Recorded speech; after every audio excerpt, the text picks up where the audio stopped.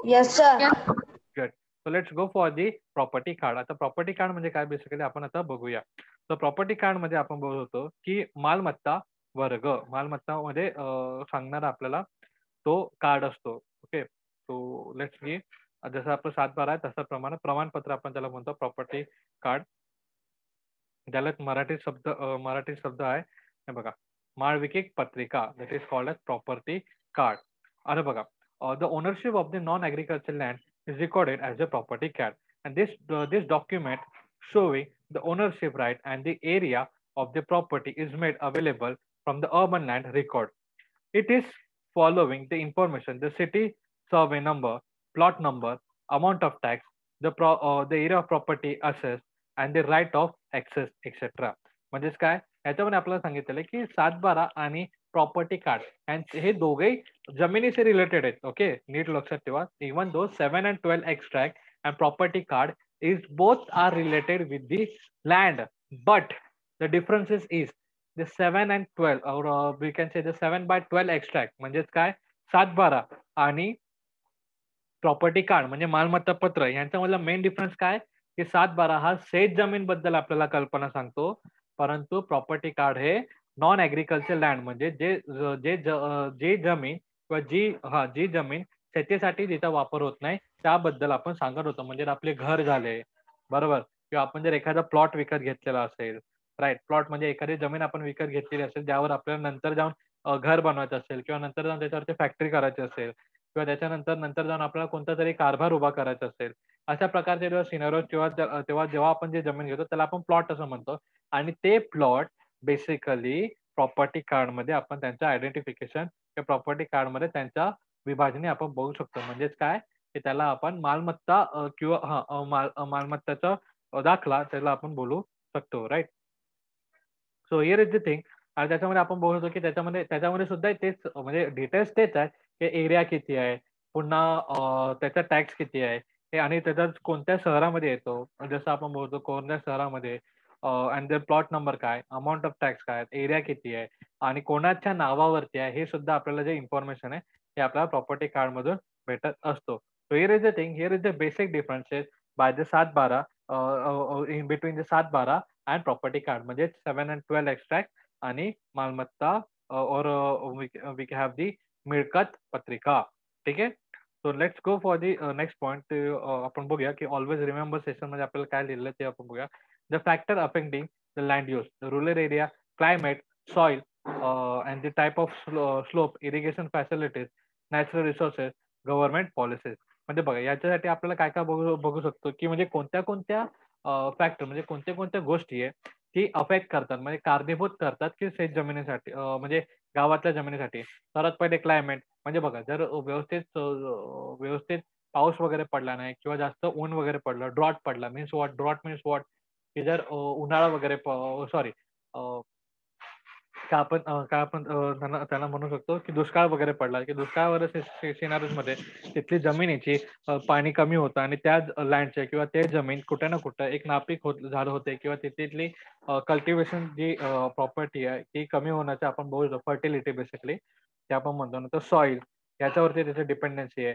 नंतर type of slope म्हणजे तो गाव स्लोप डोंगराच्या प्रदेशात आहे का जमिनीवर म्हणजे मैदानी प्रदेशात आहे हे सुद्धा आपल्याला बघणं आवश्यक आहे. इरिगेशन फॅसिलिटीज म्हणजे त्यांच्यामध्ये सिंचन पद्धत आहे की नाही, सिंचन यूज होते की नाही, म्हणजे पाणी व्यवस्थित त्यांना त्या जमिनीला त्या लँडला भेटते की नाही हे सुद्धा त्याचं बघणं हे सुद्धा फॅक्टर त्याच्यावरती इफेक्ट करू शकतं. म्हणजे बघा जर पाणी वगैरे व्यवस्थित असेल तर त्या जमिनीवरती आपण पीक किंवा त्या जमिनीवरती जे कामकाज होईल ते व्यवस्थित होईल म्हणजे पीक वगैरे जे शेती होईल ती व्यवस्थित होईल. परंतु जर पाण्याची म्हणजे इरिगेशन सिस्टम जर कमी असेल किंवा पाण्याची कमतरता असेल तर त्याच्यामध्ये व्यवस्थित ॲग्रिकल्चर जो जॉब आहे किंवा आपण बोलतो शेतीचं जो काम आहे ते होईल का व्यवस्थित, तर answer is no.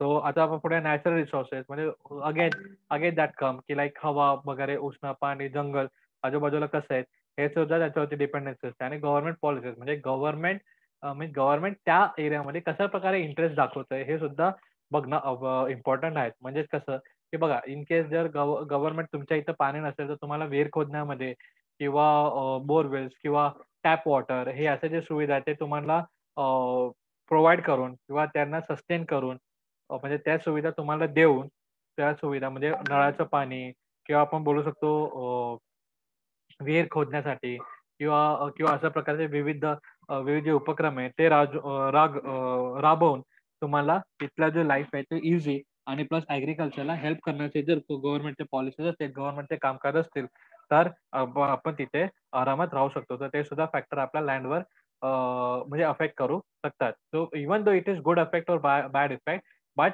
That we called as the effect only. भले ते चांगली गोष्ट म्हणजे चांगले परिणाम किंवा वाईट परिणाम असेल, परंतु त्या परिणाम होतात हे नक्की आहेत. राइट? तर आता आपण बघूया अर्बन लँड यूज म्हणजे की शहरी भागामध्ये कोणत्या-कोणत्या फॅक्टर किंवा कोणते-कोणते गोष्टी जमिनीवरती अ, परिणाम करत असतात. Right? So let's go for that.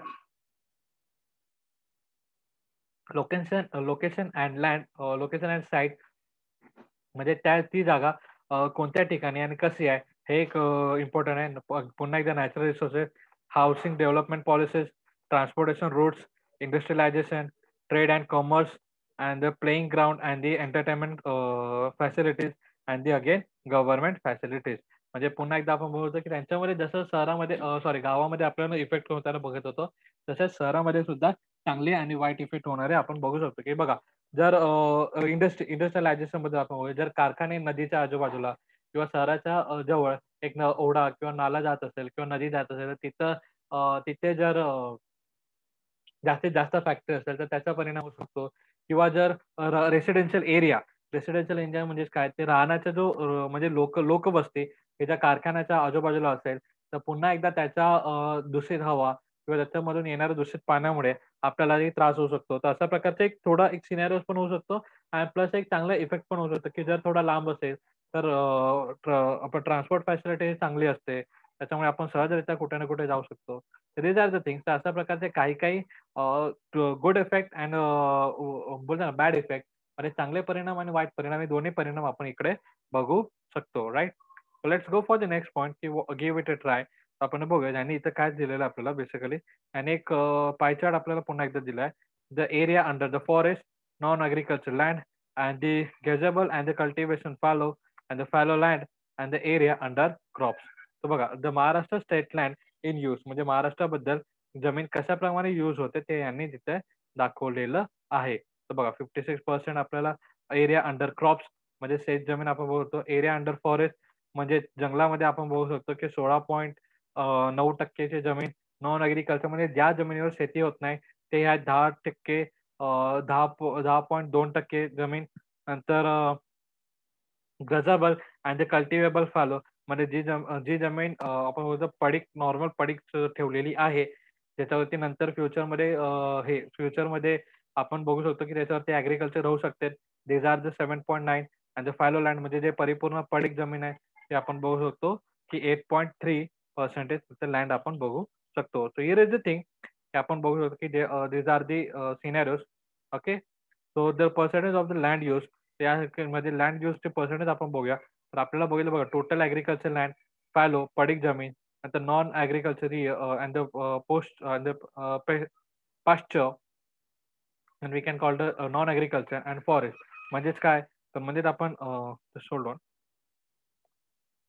म्हणजेच बघू शकतो की आपण किती जमीन ही जंगलामध्ये आहे, वनामध्ये किंवा आपण बिगर शेती किंवा माळरान त्याचे पाश्चर आपण त्याला बोललो होतो. इतर आकृतिक जमीन, नंतर पडीक जमीन, नंतर एकूण कृषीचे क्षेत्र. त्याच्यामध्ये आपण बघतो इथं आपल्याला इयर दाखवलेलं आहे आणि इयरमध्ये किती-किती जमीन कशी-कशी यूज होत आहे दॅट वी कॅन सी. तर बघा या फॅक्टरमध्ये आपण बघू शकतो की म्हणजे नॉन ॲग्रीकल्चर लँड हे कमी होताना आपल्याला दिसतंय 2010 अँड 11 मध्ये. परंतु जी नॉन ॲग्रीकल्चर लँड आहे, हे सुद्धा आपण बघू शकतो हे वाढताना आपल्याला दिसत आहे. आणि पुन्हा एकदा इथं अदर नॉन ॲग्रीकल्चर लँड ही कमी होऊन म्हणजे हे समान होताना आपण बघू शकतोय.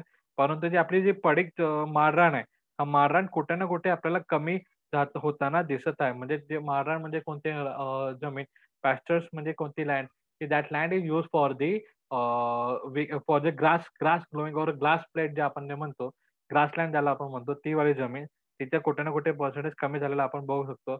बट स्टिल टोटल ॲग्रीकल्चरसाठी होणारी तर land same, but here we can see the differences in the other non agricultural land and the pasture land म्हणजे माळरान, आणि नॉन ॲग्रिकल्चर लँड म्हणजे शेतीसाठी न वापरण्यात येणारी जी जमीन आहे ती, अशा प्रकारचे सिनारिओज आपण बघू शकतो. So here is the thing, as of now we have seen the many points about this. म्हणजे आपण जमिनीबद्दल खूप काय असं बघितलं होतं. गावामध्ये कसे जमीन वापरण्यात होते, how we use the land in rural area, and plus how we use the land in, or how we are using the land in, we can say the urban area, and the transitional means suburban area. And again we have seen the plant cities, what is the plant city and what exactly effect on the plant cities ते सुद्धा आपण बघितलेलं आहे. What is property card, what is 7/12 extract, that also we have seen. So means म्हणजे मला बोलायचं असं की आपण शहरातली जमीन, गावातली जमीन, उपनगरे, नंतर 7/12, नंतर आयोजित शहर आहे आणि प्रॉपर्टी कार्ड, हे सगळं काय पॉईंट्स आपण बघितलेलं आहे. आणि या अनुसरणाने आपण बघू शकतो की जमिनीचा कसा कसा प्रमाणे उपयोग होऊ शकतो आणि त्याला कोणते कोणते फॅक्टर्स हे अफेक्ट करू शकतात, किंवा कोणते कोणते पॉईंट्स किंवा कोणत्या कोणत्या गोष्टी त्याच्यावरती कारणीभूत असू शकतात, हे सुद्धा आपण ऑलरेडी बघितलेलं आहे. So here is the thing, अशा प्रकारे आपण बघू शकतो की आपला जो लेसन आहे तो परिपूर्ण संपलेला आहे. त्याच्यात कोणाला काही काही बोलायचं असेल किंवा काही डाऊट असेल तर यू गाईज कॅन आस्क. काही बोलायचं आहे, काही doubt? Anyone have any doubt? No, sir. No, sir. Okay. No, Okay. sir. No, sir.